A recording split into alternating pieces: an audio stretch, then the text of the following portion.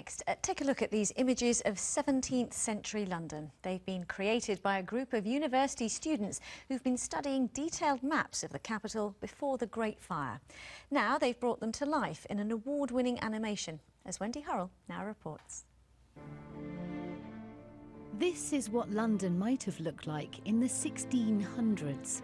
A timber-framed, wattle-and-daub world of narrow, cobbled streets.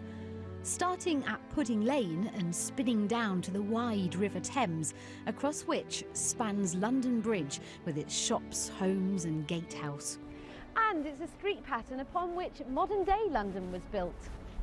But it was from 17th century maps at the British Library that this animation was carefully designed by game art design students at Montfort University in Leicestershire.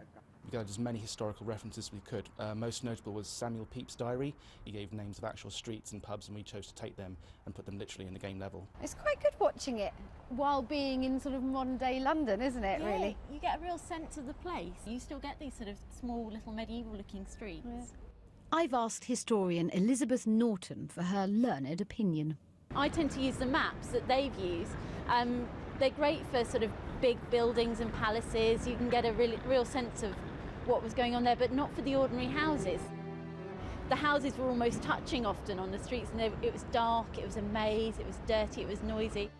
Those unsanitary times still fascinate us, and this detailed visualisation by Pudding Lane Productions goes some way to bringing back a lost London. Of course, those streets went up in flames in the Great Fire of 1666. The Queen's house here at the Tower of London is one of the few that survived. The rest have to be imagined in a 3D virtual world. Wendy Hurrell, BBC London News. Incredible images. OK, time now for a roundup of the